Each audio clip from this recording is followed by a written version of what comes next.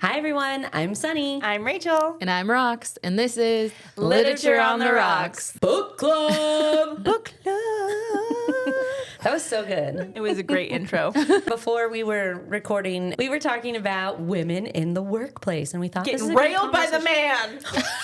Jesus. We were talking about how different salaries. It's really stemming from social media and the shit that they're putting in front of us on our For You pages. And do you know what? It's all of this income awareness, which is definitely a thing, at least in California. I don't know if it is in all states, but like we have to post jobs with salaries on them now. Like before it was like, I worked in corporate for years. It was like, we don't talk about our salaries with people. Like this new wave of generation and all of the transparency, everyone's like, what? You make this much and I only make this much and we're doing the same job. I feel like a lot of it has to do with the fact that women have gotten paid significantly less than men in the past. Always. Mm-hmm. Always. So income transparency is to try and make it more equal. As right? it should be. Yeah. Give me more money. If I'm expected to do the same job, I think I get, or I understand, if I'm new to this and I'm still learning, someone with more seniority and experience should probably get paid more than me. And I can understand that. Yes. That's why there is a pay band. Yes. Yeah. So eventually we got to talking about how I was having a conversation with an executive and I was like, oh,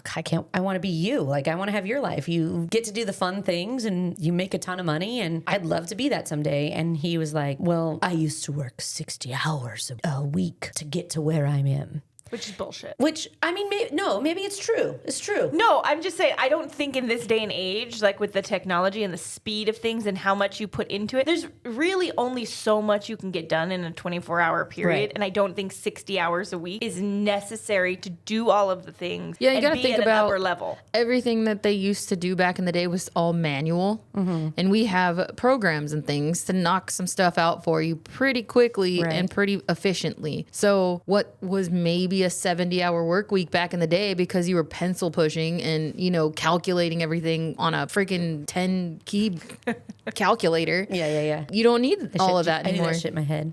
No, I definitely do not. Just kidding. I'm horrible at math. That was definitely a lie. I think that it was probably necessary to be able to handle the workload with all the manual work that you had to do to get to the end result. I agree with that, but I also think if I'm running my own business, it's definitely reliant on me putting in the time to, one, find the customers. And I wouldn't be mad at that. No. If it was my business and I owned it, and that was my thought. Obviously, I didn't argue. When he said it at first, it was very belittling. It felt like, you're not good enough. You're not working hard enough. Oh, no, little woman. Oh, little girl. You could never get to where I am. I put in 60 hours a week. And a mother would never. Yes. And it was like, okay. Like, it very much so took me aback. Thinking about it, I'm like, even if I put in 60 hours a week right now, I'm doing it for someone else. Mm-hmm. And my boss isn't going to be like, wow, you put in an extra 20 hours this week. I'm going to give you more money. That would never happen. No, because as a business owner, you're going to be like, great, I got more out of it for less money. Yeah, your salary. Excellent. I don't have to pay you for those 20 hours. If nothing else, it's here's a few comp days. If nothing else, seriously. we bought you pizza. Yeah. And there's a pizza party this Friday. I brought bagels. Everybody want donuts? Yeah, exactly. And do you know what? Those small things I do appreciate, but it's not worth me putting in so much time and sacrificing my life. If I was working 60 hours for myself, that might be true, but I'm not. And majority of America is not. So to be successful like you, it would actually require me to probably screw over my current employer and start working for myself. And then we start talking about, like, the other thing is you're a man in this industry. And for sure, like, there have been instances where I was not invited to the dinner because I was a woman. How is that right? It's not. They wanted to talk about dicks and hoes. Yeah, they wanted to get the strippers out, and I don't know. I don't know what they were doing. I don't know. It doesn't matter how smart I am or how amazing I am or how much time and effort I've put into things. Sometimes it's just not having a penis that has made it so I can't be in the room. Yeah, maybe you need to whip one out. Definitely some politics. Let me in, bitch. A little strap on, and I'll strap it to my thigh. I'll wear tight pants and be like, okay, I'm welcome here. Hey. Check out this dick. Then they're going to be like, oh, I'm sorry. Your dick is much bigger than mine. You can't come. No, seriously. And now I feel inferior. Wait, and I don't fuck want up you your in this room networking. still. Yeah. How dare she have a bigger dick than me? I found a video on Instagram the other day, and it was like, if you make, as a woman, over 6 figures, you're in the top 12%. And I was like, there's no way it's that small. And it was smaller. What was the percentage? It said it was like 8.5 to 10% of working women make 6 figures or more compared to men in the workforce. And what's the working 17%. ratio male to female right now in the United States? Do you know? I can find out. Okay, the ratio, roughly 69% of men compared to 57% of women. Okay. Higher percentage. Wait, how does that work? Yes. It's more than 100. It's looking at women collectively and Oh, saying, 57% of women in the United States are working. yes, and I get it. 69% of the men. Oh, that just using this blanket statement of work more hours, you'll get to where I am now is not true. And that's why they put in a lot of non-discriminatory practices into hiring, because even someone coming in heavier set will have a worse chance than a slightly less qualified person who is cute or smaller or whatever. There's this interview that was done with like Reese Witherspoon and Jennifer Aniston and a couple of like big women movie stars. And they talked about how she mentions like the only thing that was wrong with this part is the moment in this action film or whatever where something starts going wrong. And in all of these films, the woman typically looks at the man and goes, what do we do? What's next? What's the plan? And she was like, never in my life have I looked at a man and been like, what's the plan? You have a plan? Tell me your plan. Because always women have the plan. Men aren't planners. No. Typically. I guess I don't want to. We have a majority of the time, the Yes. women are the planners. We know what happened to get us to this point. We know where we're trying to get to. We packed the fucking lunches. Yeah, Everyone's yeah. dressed and showered now. You're welcome. And if a man has a plan, most of the time it's because the woman made it and said, here, this is what you need to do next. Here's Yeah. the list of shit you need to get together. Although I will play some devil's advocate here in that if there is a emergency and my husband is home, I am going to turn to him and go, what are we doing? Yeah. My son fell, hit his head. He was screaming. And in that moment, it was like, I'm going to call the police, right? Like, I'm going to call 911. This is an emergency. And him saying yes. So in that moment, I did kind of look to him and he was there. Do I let him sleep? Do I do this? Right? Like, it was a lot. He was really good in an emergency. But for sure, if it's like daily life, most Yeah. of the time, he's just walking through it. And I'm like, and what I are think my next like steps? when they're talking in the movies, right? They're usually the women are the damsels in distress, and there's Yeah. an emergency, and then they're like, "Save me, man!" To be fair, in most cases, I would look to my husband to save me. If I'm home alone, no, I have to do it. I'm not going to figuring it be out. like, my husband's not I have a here. great example. Me too. When my son was little, baby little, we had just moved into our house and it was brand new home. So there was a lot of critters around and someone had given me flowers, whatever. I had just laid my son down to bed in the crib. I went downstairs and I looked in the flowers and there was this little scorpion, a scorpion in our house that was like sitting on the leaf. And I was like, oh my God, I don't know what to do. I don't know what to do. And I can remember my mom told me a story that when I was born and a baby, she laid me in the crib. And when she came to get me later, I was awake and there was a scorpion in the bed with me. And What? Yes. And she like grabbed me and ran away. I've never had a contact with a scorpion. I thought she was a liar. Because same. But when I saw it, I was like, it's gonna wind up in his crib. I have to do something. So I did call my husband and go, I am so scared of this monster that has invaded my home. 3-inch monster on my flower. It was small, but it for sure still had a fat Oh, yeah. stinger. Like, I'm like, I don't know what to do to get it out. Like, what if I grab it and it falls? Or what if, right? Like, there was just so many things that Yeah. were going through my head. What do I do? He's like, Put the flowers outside. He's like, just leave it alone and I'll take care of it when I get home tonight. And I'm like, I can't do that. Like, I have to watch it. As a mother, He's I sitting am there staring certain at this this thing is scorpion. going to fly to his room upstairs and land next to him in bed. Like, I just know this is going to happen. So I ended up grabbing the vacuum and I sucked it up with the vacuum and I put the vacuum outside. And I said, there's a vacuum outside with a scorpion in it. You can take care of it from there. So in that moment, like, yes, if my husband was there, absolutely, I would have been like, what do we do? You do it, handle it. I don't want anything to do with it. But when he wasn't, I wasn't useless. I could do That's something. what I mean. Like yeah, I'm you're not figuring it gonna out. be Yeah. a damsel in distress and just be like, okay, my hands are tied. I don't know what to do. leave it here for you to Yes. No,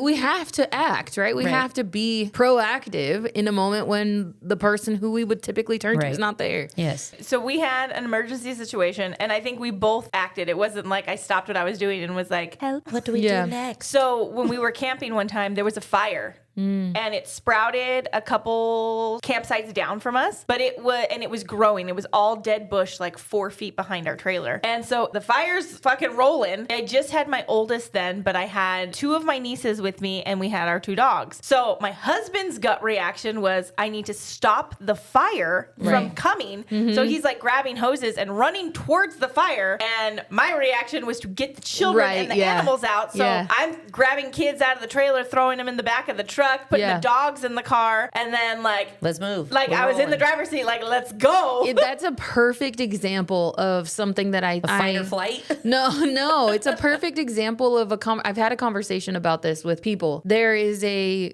instinct that each of us kind of carry. Yeah. So women aren't useless, but also men will have a different reaction, right? So that's a perfect example. Different. Your husband's reaction was, I need to stop the threat. Your reaction was, I need to save the babies and save like our stuff and get us ready. Whereas had he not been able to stop the threat, he by the way, he didn't. Like the fire department had to come. Nothing happened to our trailer, but the fire did burn all the way behind us. Yeah. And like our rug and stuff got scorched. It did get close. He couldn't stop it. Right. And in that case, had you not done the other half of the I'm going to count it as the whole half. I'm going to count it as the most important part. It was a very important part.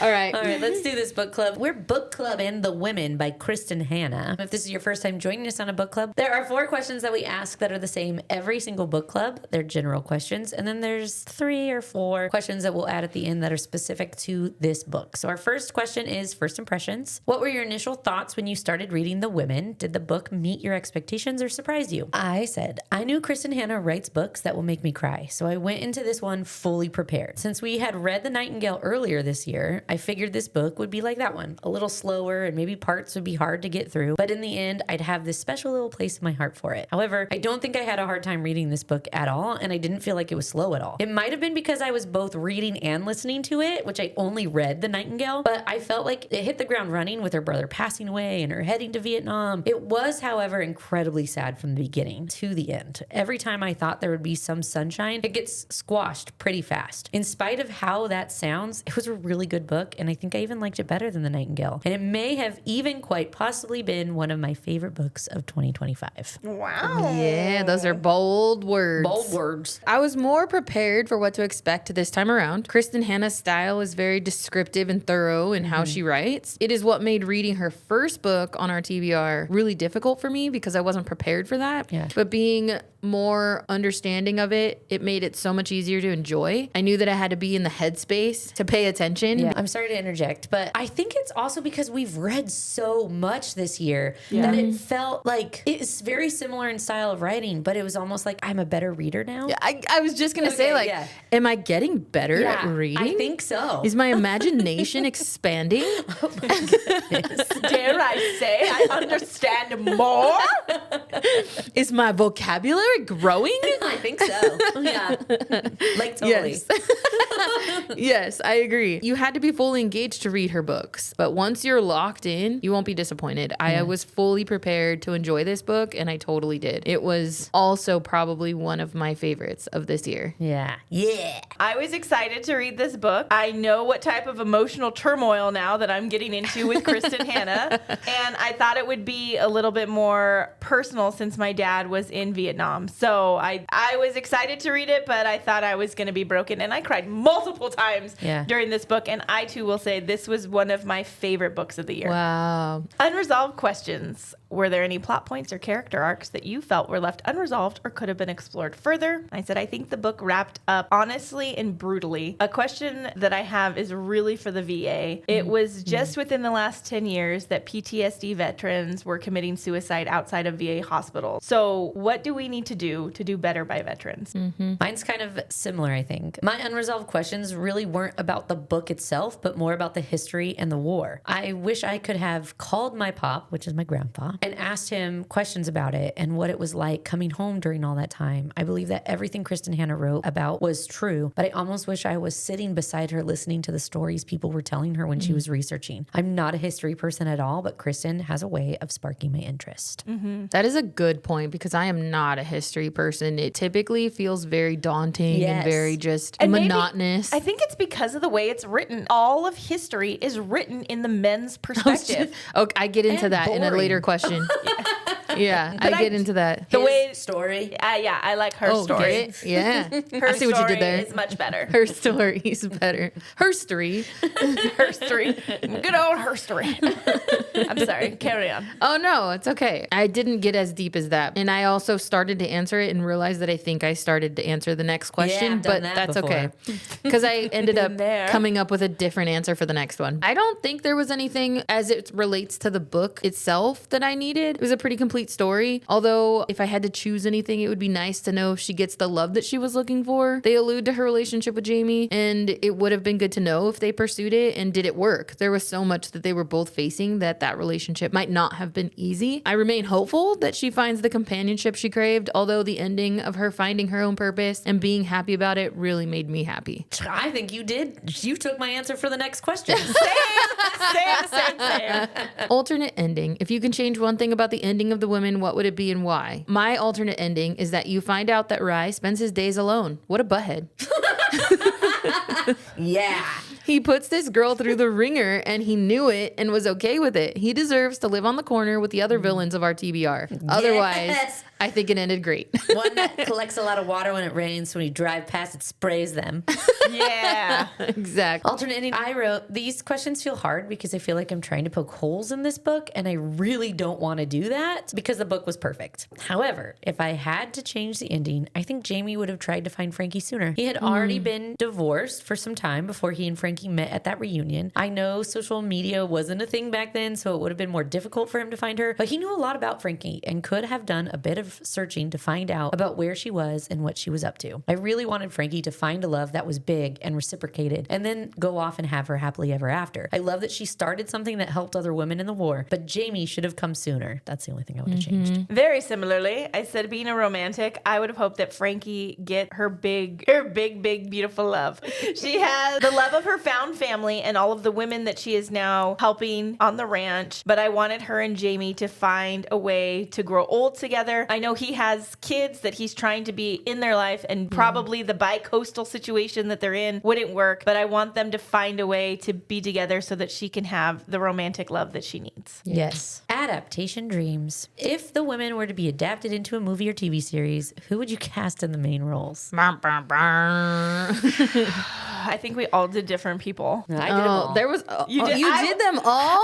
I thought about going back and doing the two guys, but I didn't. I just did Frankie, Barb, Ethel, and Rye. Oh, I just did the girls. Frankie, Barb, and Ethel. I did Frankie, Barb, Ethel, Rye, and Jamie. All right. Okay, for Frankie, I did Haley Steinfeld. She was on my list. like her. I picked somebody that I think is maybe too old now that I'm thinking about it, but I just like her in general. I picked Emma Stone for Frankie. Okay. Oh, okay. I thought about her. Mm-hmm. I picked Sadie Sink. Where I struggled was ages because she starts off very young and the book ends with her pretty old. I'm like, man, if this was to be a movie, there'd have to be some movie magic. Or for sure. multiple actresses. Maybe. Or yeah. movie magic. Yeah. Yeah. Or just somebody who also looks young. But she wasn't even 21, right? At the very beginning. So she'd have to, that's what I mean, like she'd have to be someone who could age, so somewhere in the middle. So I thought Sadie Sink was a little young, which I know she is the age at the beginning. They can always make her look old. I think it's easier to make them look older than it is to make them look younger. We can have her as Sadie Sink in the beginning and Emma Stone in the middle. No, at the end. So she'll just progressively go from Sadie Sink to Haley Steinfeld to Emma Stone at the end. All three. You're welcome. No, I like Emma Stone. I vote for Emma Stone. Okay, Emma Stone. For Barb, I did Dominique Thorne. She's actually from the new Marvel movies. I picked Amanda Stenberg. I don't know who this person is. I've never seen She them. is I've Rue never from The Hunger Games. Oh. She's who? Rue. The little girl? Yeah. She's just all grown up now. I picked someone from the Hunger Games later, so they can reunite. I picked Storm Reed. Dang, we all have good ones. Yeah. I like Dominique. Okay, Ethel, I picked Brienne Howie. She's older than everyone else I picked. Oh, yeah. But that southern charm kind of, right? She's That's from who I picked. Ginny and Georgia. Yes. I picked Luna Blaze. She kind of looks like Kylie Jenner? Jenner in this picture. I did Emma Myers because hate she was it. the softer of the three of them. Yeah. So I don't hate it because I feel like she's kind of like in the age range. I could see her learning how to be a Southern belle. I think Luna Blaze might be my least favorite. If we're going off of that, then I say Emma Myers. I'm excited to see who you guys picked for the guys. I'm not. She didn't pick the guys. pick guys. I only did. Okay, you did. Did you do? Can we do Rye next? And Jamie. Yeah, Okay. Rye. I did Brandon Sklenar. Oh. Oh. I pictured Rye completely different. Okay, Oh, let's really? go. Okay. Yeah, I pictured Aaron Pierre. Oh, Aaron Pierre. That's Mufasa. Aaron Pierre. There is was a couple. delicious-looking He man, is a though. delicious looking man. There was a couple Sorry to people, a objectify you, couple Aaron, times but- where they were talking about him, and I was like, oh, I guess I didn't picture him that way. Like a little flag went off. Yeah. I just think he's like, when I pictured him, he was more rough around the edges. Aaron is kind of pretty. Aaron is beautiful. pretty. He's beautiful. He is a He's very gorgeous man. I just wanted to see him in my movie. Okay, I get that. All right, girl, I got you there. Okay, Rachel, you get a pick. Only because I didn't picture him so pretty. Okay. All right. I'm gonna pick Brandon Sklenar. All right. Okay. And who did you pick for Jamie? It's so funny because this is the one that's I'm the only one who picked it, and I'm not crazy about it, but I'm still gonna say it. So Jamie, I picked Alexander Ludwig. He's from Hunger Games. Oh, Which is one he was he? Peeta? Yeah, he is. Although, I feel like he could be a stop doctor. it. He is in Vikings? Yes, and he I is didn't really, even he's know. very manly now. Yes, he is grown up. is. Yeah. He had And wow. I feel like he could pull off a doctor look, and he can be soldiery. I am in shock that is PETA. All right. I like him for Jamie. Yeah, I think that's a good cast. Oh, thanks. I like I was him. on the fence about it, but there we go. So our ice drop: Frankie is Emma Stone, Barb is Dominique Thorne, Ethel is Emma Myers, Rye is Brandon Sklenar, and Jamie is Alexander Ludwig. Wow. Look at this Ludwig. cast. The power of remembering. For so long, women like Frankie were left out of the Vietnam War narrative. How did reading her story change your understanding of that time in history? Do you think fiction has the power to right those kinds of wrongs? And I wrote, I have always thought of the conflict through the lens of soldiers on the front line, but this book revealed the emotional and psychological toll it took on the women who served, especially nurses like Frankie. It brought to light the courage, trauma, and resilience that often go unrecognized. And I do think that fiction has the power to right those kinds of wrongs by giving voices to the people that history has overlooked, by giving women like us interest in those times. Stories like Frankie's can reshape collective memories and honoring those who were silenced or forgotten. Very well written. I don't think there is righting those kinds of wrongs. Reading this book definitely helps shine a light on those wrongs, though. I had no idea that people were so hateful to the men and women leaving the country to help with the war. Plus, bringing to light how bad we were, and honestly possibly still are, with helping returning soldiers get the help they need to process everything they witnessed and went through. Maybe books like this can help us take steps in the right direction of avoiding future wrongs more so than correcting past ones. Also very well written. Thanks. Okay, so I said, I think there are likely many stories that are not told throughout history. Without getting too political, it seems though that the stories of our past are usually told through a similar lens, aka the men's eyes. Yeah. So it's refreshing to get a different perspective and a view through the lens of what we would consider the least expected, right? I'm not surprised that women also had a place in this story because it's not like women didn't exist. Right. We didn't just sit at home always. So sometimes the narrative that is told about women in history is that they were the stay-at-home, bear children, and cook. Right. It's refreshing to hear that we played more important roles in society. And although that fact isn't surprising to me because I'm a woman and I know we play more important roles in society and I know women are more useful than what we are typically portrayed as, for some reason this story, that isn't told very often. Like that perspective isn't told very often. So this was a refreshing thing. Can the story right the wrongs? I don't think so. But at least it will give more perspective to how we played a role in history in general and maybe shed some light so that the stigma to what we face typically can be taken away. While I'm all for strength of women and their power, I also won't lie that the opportunity to stay home, cook, and bear children right now wouldn't be the worst thing in my life. Yeah, seriously. What do we fight for, ladies? it's society, I feel, has taken a little bit of a turn, whereas we fought for these rights. We want all these things, but like also there is this new perspective of like, also it's not awful to be home and take care of my family. But like I think the balance is a little more I don't heavily influenced now. I don't think that, like, I would get bored being home all day. I think I want more flexibility in life. I don't necessarily don't want a career, because I do want to be successful and stand on my own, but I want the flexibility to have a career and do all the things and be available to my kids. Which makes it more of a, I think where we're currently at is work-life balance, right? Yes. I don't want my husband to be gone working all week. Yeah, Right. exactly. And I stuck at home. And I also don't want to be working all week and having to pay for daycare. Yeah. Like, I want a balance of Yes. all of that, Yes. right? I want to find, sometimes we fight so hard that we start to push the pendulum too far. Yes. And I want the balance, whatever that agree. looks like. And I don't know exactly, but I want to fight for the balance of things instead of work to the bone. And it's just, Live to work instead of work to live. Or yeah. That's the part that kills me. If I was working my ass off all day long in sacrificing in the moment to have the flexibility later, but it would be mine. yeah. And I would be owning it and reaping all of the benefits. I'm not working Of your hard work later Right. on, yeah.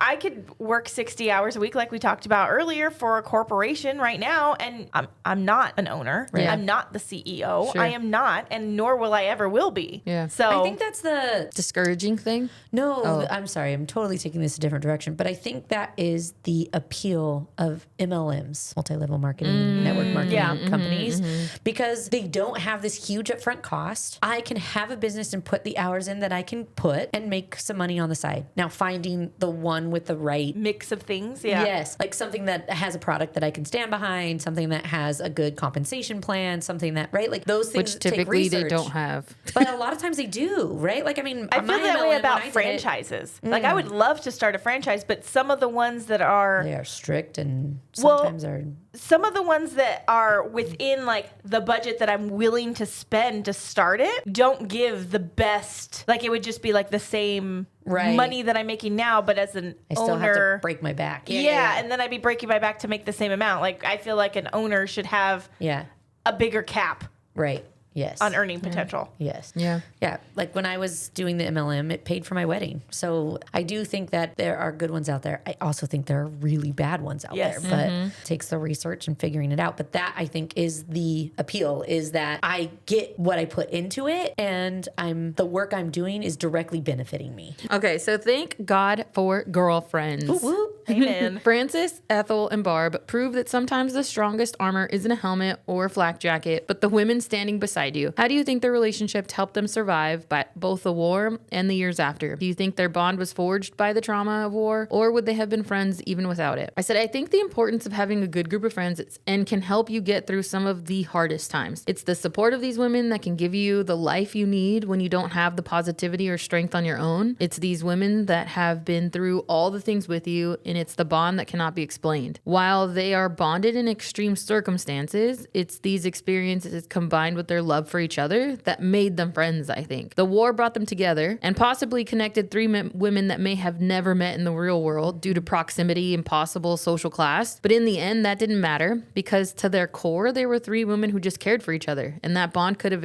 happened elsewhere. I just think it was likely not to happen due to the aforementioned reasons, right? Through it all, I have to go back to it's my friends that have been present for all of life's events, and it's not lost on me what a true blessing it is to have friends that can stick by me, even my worst moments through all the years. I can only imagine and hope that everyone gets to experience that. Yeah. Don't do it. I didn't get into that on purpose because I was like, I'm not crying today. And here we are, blinking it out. What are you talking about? I got something in my eye, my contacts.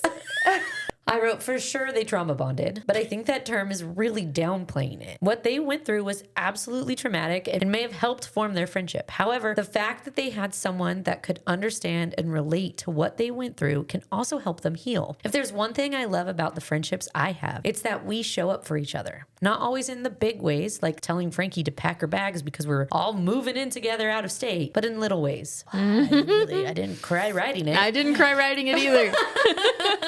I looked over at Rachel and had a twinkle in her eye. But in little ways. Sending supportive texts after difficult moments, encouraging each other through words or even reels, and even just checking in or being with each other. Specifically, the friendships I have in this room. Y'all know my life and have been around and experienced a lot of it with me. This whole book made me emotional in some way or another. But there was a line that was written that I felt to my core. It was, thank God for girlfriends. In this crazy, chaotic, divided world that was run by men, you can count on the women. And this world is definitely set up so that men can succeed. And as amazing as my husband can be, there are things he just will never be able to relate to. And in those moments, I'm so incredibly thankful for the amazing women I have around me. I think Frankie had that. What she lacked in romantic partners, she made up tenfold with the amazing friendships she had. Speaking from experience, I'd say she was really lucky to have such great girlfriends. That was good. We're all just a little humid in the eyes. The humidity in my eyes is off the charts today. It's like 90% in there. I wrote, their friendship was their lifeline during the war and long after it ended. In a place where chaos and loss were constant, their bond gave a sense of stability and belonging. And I think their friendship was definitely forged in the fire of war. The shared trauma and the understanding of experiences created a depth of understanding that would be hard to replicate in ordinary life. I don't know if they would have found each other without it, but I think their lifelong bond allowed them to survive at life, holding each other up when the world left them alone. That was all I wrote because I was trying not to cry today. Silent sacrifices. So much of Frankie's work as a nurse in Vietnam went unnoticed and underappreciated. How do you think the invisibility of women in war shaped her identity? In your own life, do you think there are invisible roles that don't get the recognition they deserve? My answer is motherhood is the obvious answer here, right? Yeah. Being a woman can still, in this day, feel invisible. We are clearly in a man's world sometimes, and it definitely makes it difficult. Even in this day and age, there are times I feel unseen or moments where imposter syndrome is strong. I have very recently been experiencing imposter syndrome, and I think it has a lot to do with societal expectations that women are simply less competent or deserving of success than men. Goes back to our conversation at the beginning of this. This feeling in my life can be strong, and I never went through half the amount of criticism that Frankie and other women in the war went through. Frankie has that same doubt, and I hate that she feels she needs to hide the person or belittle the woman she is because of society and what they think. Even as little girls, we hear the words, girls can't, everywhere. I think we have done a much better job at correcting this way of thinking than what it was during the Vietnam War, but is still very prevalent in the world. But bottom line is, I hope we continue to move forward and make strides in teaching little girls they can do anything. While it is nice to have a man by your side to help, it's important to know the difference between a want and a necessity. We are not invisible. We are strong and capable of more than we ever seem to give ourselves credit for. Yeah. Power. I always tell my oldest that girls can do everything and boys can do most things. Wait till you have to tell your son about that. I will tell him the same thing. Girls can do everything and boys can do most things. So buckle up, Buttercup, and love your sisters and me. Right? I had a coworker who only had daughters, and he used to tell me that he would tell his daughters, I don't ever want to hear you say you can't. It's more you don't want to. So you can tell me I don't want to, but not that I can't. Yeah. And I was like, that is really cool. I'm going to have to take that for my daughter. Yeah. Yeah. My husband does the same thing. Like, I can't do that. Like, what are you saying? Yeah. Go do it. Yeah. Because I know that you can. I feel like you both are going to have very strong, beautiful answers. And I was at the end of my rope here. So I'm going to just squeeze in my mediocre answer and sandwich it between your guys' beautiful responses. Okay. I don't think that's going to be the case, but okay. I said, I think the invisibility of women shaped her in the way that she wanted to make herself more noticeable. She fought often to be seen. It was the fact that she was useful, skilled, and experienced that made it worse when she was dismissed. It became her whole identity. If she had been treated differently, I don't think her story would have been the same. She wouldn't have fought so hard to be present and be noticed and talked about the war as often as she did because she just didn't want to be dismissed. And so coming home, that was the entire identity was what? Wait, no. What do you mean there was no women in war? Yeah. I was there. I wasn't in Florence. Yeah. Oh, I said absolutely. Frankie's invisibility deeply shaped her sense of identity and eventually her anger. She gave everything to care for others, and yet her sacrifices were often dismissed. In my own life, I think there are many invisible roles that I and many other mothers play. We are not simply and only a mom. We are caregivers, teachers, financial advisors, nurses, therapists, housekeepers, secret keepers, and so much more. We make the world go round in unfathomable ways. We are really feeling our women's today. The book, The Women, can do that to you. Yeah. That's a wrap on this book club episode of Literature on the Rocks. Thanks for joining us as we honored the bravery, heartbreak, and sisterhood that defined The Women by Kristin Hannah. Make sure you're subscribed so you never miss an episode. We're here for you every Wednesday. And next week, we're trading battlefields for psychological warfare as we dive into Lisa Jewell's None of This Is True. Yep. If the women hit you right in the feels, rate and review us. Think of it as your dispatch from the front lines of fiction, keeping this little book-loving platoon marching forward. We're a book-loving platoon. We are. Just like The Women reminds us of the power, resilience, and sisterhood, we'd love to keep connecting with you. Continue the conversation by following us on Instagram and TikTok at LitOnTheRocksPod and visiting our website, literatureontherocks.com. Until next time, may your girlfriends be loyal, your battles be behind you, and your cocktails come with a well-earned moment of peace. Cheers. Toodaloo. Bye.